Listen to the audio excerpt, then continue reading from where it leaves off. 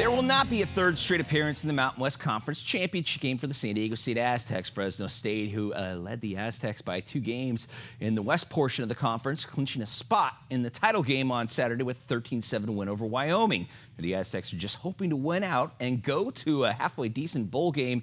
They could go to the Hawaii Bowl, they could go to the Arizona Bowl, the famous Idaho Potato Bowl, or the one that most have them slated for. Yeah, the New Mexico Bowl. Let's just hope it's not that one. All right, big crowd on hand for this one to take into the Aztecs as they take on 2-8 Nevada. SDSU 8-2. Wolfpack start hot. Ty Ganji to Brendan O'Leary Orange, good for 52 yards, leads to a field goal and a 3-0 lead. Michael Holder then coughs up the ball. Nevada would recover. And it's the same duo again. It's Ganji to O'Leary Orange, who gets beyond the defense for a 48-yard score and a 10-0 lead. Aztecs try some trickery on the pitch here to Penny coming up, as there you see the 48-yard touchdown. And it's Penny around the left side, and didn't even know he was a left-hander. He's going to throw it, and there's nobody open, so why not run it? He does, and has his first score of the game from 23 yards out. Lead cut to 10-7. Rocky then puts Penny as the punt returner. First ever punt return in his college football career. And what does he do? He houses it from 70 yards. That's right. That's touchdown number 2. The Aztecs pass defense, though, is less than stellar. Wyatt Demps beats Tariq Thompson deep. He tries to make a move to get in, and watch it happen. He just kind of trips over himself. 3 plays later, Ganji on to O'Leary for the fade. Nevada leads at 17-14. Now, just before the half, Christian Chapman back shoulder fade as he would find Mr. Holder. Nice grab there. 21-7 lead at the half. Now, let's go to the next piece of video here, everybody. Nevada would end up scoring, and let's go to the next piece of video here, the one that says Rashad kick return. This right here, this is after a Nevada score. Rashad takes it at the goal line. And watch what Rashad Penny does. He returns it 100 yards for a touchdown. His 7th of his career, tying an NCAA record, more than 320 all-purpose yards in the game. He also has 2 touchdowns on the ground. Man, they were saying on the broadcast, if he is not in New York for the Heisman, it is a shame right now. Aztecs lead 35-23 in the 4th. Meanwhile, it's senior day at USD. The Toreros hosting Marist in their last regular season game, as the Toreros score 2 early touchdowns. This one from the 1-yard line, and Marist responding with a Jacob Hallenbach pass to Justin Christian for the 77-yard score. As 2013 Silver Pigskin Finals, Anthony Lawrence goes to work connecting with Justin Priest for a 7-yard touchdown, 1 of 2 for the duo on the day. On defense, former Poway standout John Peterson getting the sack, extending his all-time record to 39. It's 21-7 Toreros at the half. Then it's Emilio Martinez helping close it out in the second half. A touchdown run as USD wins 35-7, completing a 2nd straight perfect PFL season. They'll find out their FCS playoff fate on Sunday. No, it was kind of messy at times, but we got the result we wanted. We came out with a W, and being 8-0 was our first goal, and that's what we accomplished today. Winning's always great. That was my last PFL game at home, and so being able to go undefeated in the PFL at home throughout my career is something that me and the rest of the seniors take a lot of pride in. Let's head to the Outson Zoo as Arizona faces the Ducks with plenty of San Diegans on both sidelines. There you see one of them. If you thought Royce Freeman was just a kid from the desert, think again. Touchdown, making the 2013 Silver Pigskin one of the all-time leader in TDs at Oregon. That also moves in the top 10 rushing in the NCAA history. He'd add a 2nd touchdown in the 2nd. He'd add a 3rd touchdown in the 3rd. And, well, believe it or not, he'd score a 4th touchdown, more than 130 yards rushing. Oregon goes on to win the final 48-28. The battle for L.A. taking place at the Coliseum. USC using some trickery to open the scoring as Chase McGrath waves for the punt. Thing is, now the punt is actually headed to the other side of the field, where Michael Pittman Jr. takes it back 72 yards for the score. More special teams. Trojans kicker Reed Bedrovich was the last guy to beat for the Darnay Holmes, and, well, Darnay Holmes is going to remember that one for a long time as USC wins it 28-23. Next stop, the Pac-12 championship game.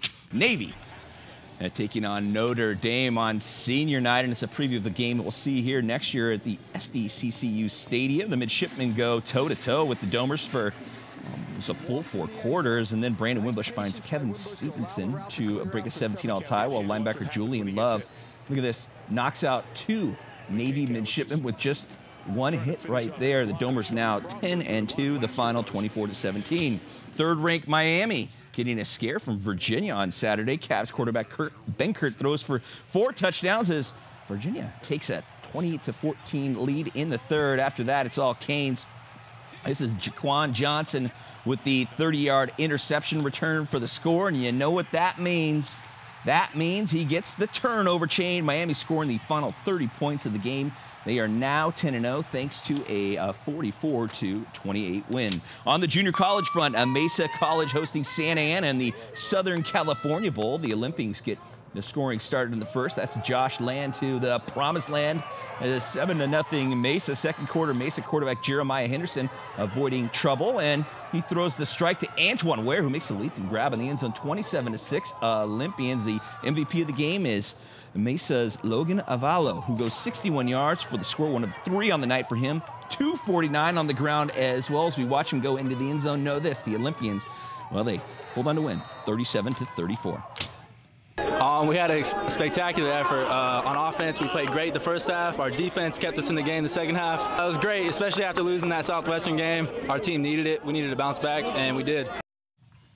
Well, it's a light night on the prep front, according to the ASR and PPR standards, but there are enough games for the City Game of the Week reporter Brandon Stone and Pep Rally Game of the Week reporter Allison Edmonds to stay and help. Now, as always, that right there is Allison and Brandon. Allison, are you ready? Yes. Brandon, listo? When you're a Cane for life. All right, I'll get us started. Field hockey finals at Serra. the Open Division, San Pasqual taking on the Q Dogs, who haven't lost since 2015. The first goal of the game. Honors go to Q Dogs' Jane Honors in the second half. And then it's Sarah's KP Peterson with 1 of her 2 goals in the game. Q Dogs win their 78th straight game, 3-0, and take the Open Division title against Serra. Will break their own record of 86 consecutive wins next September. I was so happy because I knew that once we scored 1, we could score more and lead to a victory. I'm proud of the season and what our team has done, and I can't wait to do it again next year. The mission for Vista is Mission Vista, as they're both trying to win their first CIF titles in the D1 final. First half here is the Timberwolves' Gabby Garzoga scoring the first goal of the game during advantage time. And then it's Mission Vista keeper Alondra Mendoza getting a shutout as she helps the Timberwolves win their first AF title. Anything is possible! 1-0. It was just a collective team. It's we believe we want to win this. If we have that mentality going in, and nothing can stop us. We just have to keep pushing and keep pushing. It is 200%. Who cares about 100%? It is always 200% in anything. In the D2 final, Mission Hills making their first title appearance, while Westview is making their second appearance. Grizzlies strike first as Alyssa Roses scores from the back door in the first half. Game tied at 1-1 when Mission Hills' Lizzie Tedros scores as time expires in the first half. Grizzlies win their first CIF title 2-1. When we finally heard that final buzzer, it's just so exuberating, and all I could do is just jump up and down. Oh, it's just really amazing. Just to experience that. D1 Cross Country Championships from Morley Field. Division I girls, Eastlake sophomore Pat Meissner comes in first place, 20 seconds before the second place person with the time of 17:37.1. Canyon Crest Academy winning the D1 title for the first time with 1:34.43. Now, how about some boys Division I? El Camino senior Mario Trasvina leading his closest competitor by 2 seconds there and winning with the time of 15:23.7. D1 boys team honors go to Bonita Vista, a time of 1:21.07. Top winners qualifying for the state finals in Fresno next week. The start was awful.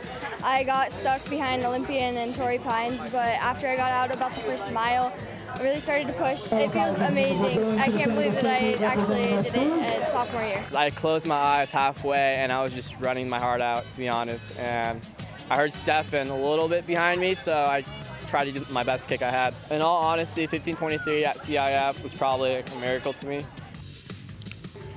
State volleyball time, D4 matchup here. 2 local teams, Helix, and RB. First set, the Highlanders, Madeline Swan going full Black Swan with a nice kill as Helix goes on to win the first set. But in the second, here comes Julia Callan. We the best. Power kill up, and the Broncos win the set. And in the fourth, we chop it up with the Broncos. Sammy Hanna getting the kill right there to give the Broncos the victory.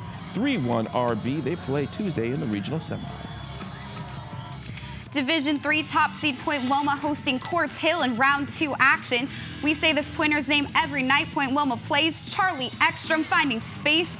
Then it's teammate Sierra Cafo joining the party, getting aggressive as Point Loma advances with a 3-set sweep and will host Lorena on Tuesday.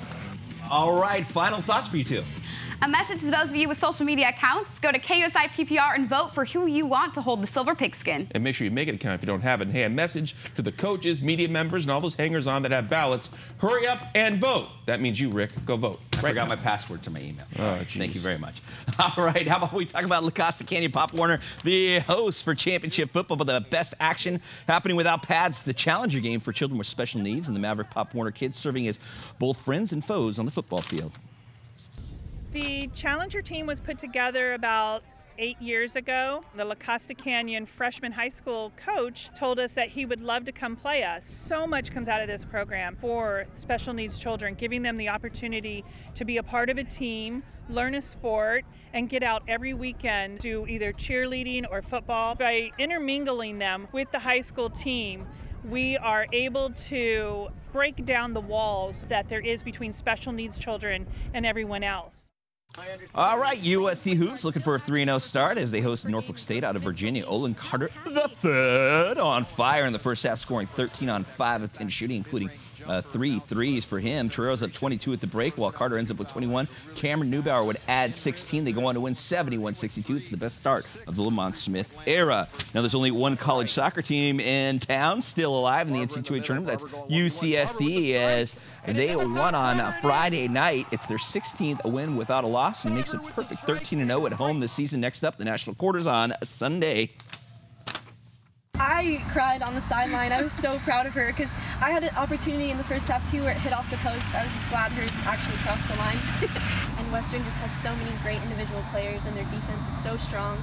I just knew that on our home turf and night game, I knew it was going to be a great game for us. The energy was amazing and I'm really glad we won. All right, more than 10,000 on hand at the Valley View Casino Center for the Gulls and Tucson Roadrunners for Star Wars night. The Gulls taking a 2-1 lead in the third thanks to this goal by Spencer Abbott, but Tucson would answer. Lane Peterson finding the back of the net, and guess what? We have ourselves a shootout. Kevin Boyle would stop 2 shots while Kaye Casilla scores the game winner. The Gulls win 3-2 in that shootout. Day 11, where the turf meets the surf. This is the Desi Arnaz Stakes for 2-year-olds fillies worth $100,000. Here's Trevor Denman. Dream Tree's got to dig deep and find more, but she does. Dream Tree just gonna get there. Got very close in the end. 3-year winner with a Bay filly trained by Bob Baffert, ridden by Drayden Van Dyke, netting you $4 on the $2 bet. Well, when the AS